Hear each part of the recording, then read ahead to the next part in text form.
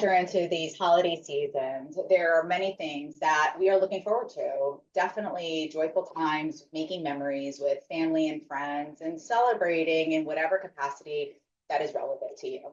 However, this also frequently is a season of indulgence, and that indulgence can be in those extra fatty, sweet foods or alcohol. And so just want to make some gentle reminders in regards to what are the implications in regards to your overall health, and what are some things that you can do to exercise control today.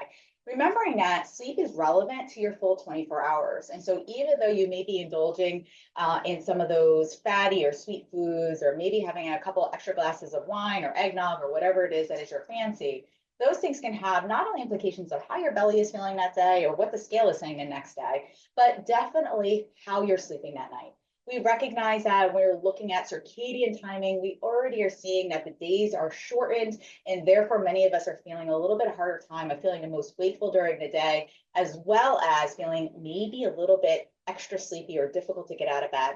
So some things you want to keep in mind is when you're drinking any type of alcohol, especially in excess, because it's the holidays, because you're seeing friends and family, it is going to have some potential implications on your quality of sleep. May influence the amount of time that it takes you to fall asleep, may influence what your quality of sleep is, or even your total sleep duration.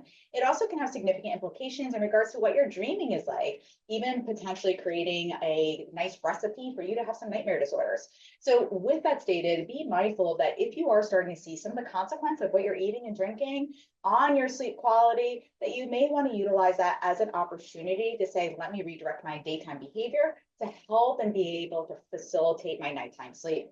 Now, with that said, I am not trying to be the Debbie Downer or the Scrooge and say, do not indulge or do not get to partake, but be mindful of your own personal lived journey of what is it that you are benefiting from. Is it more exciting for you to have that glass of champagne, or is it better for you to have that best night's sleep?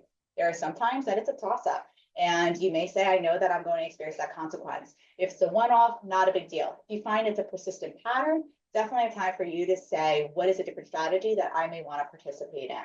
Now, the other piece that I want to make sure people are getting ready and prepared for is that at the end of the holiday seasons, after we're indulging and after our waists are expanding, is that it is New Year's Eve. And many times people coming and going, I need to start exercising. I need to start losing weight. I need to start, you name your thing that you want to live as a better version of who you are.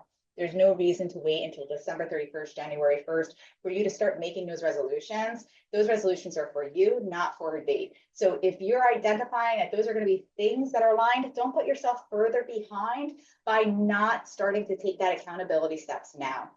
It is very important that if you find that you're struggling with whether it's your eating habits, your exercise habits, your ability to do effective time management, first, give yourself the opportunity to say, what does my normal, regular schedule and experience look like? And start identifying some actionable places that you can have those small wins. Don't start off thinking that everything you're going to do is a home run. So whether it's, I know that I drink soda all the time, and that's just drinking my calories, and I'm going to replace that with something that's either low calorie or no calorie, that's your small win. Start accumulating those now, so that this way, when you're starting 2025, you truly are starting it off on the right foot.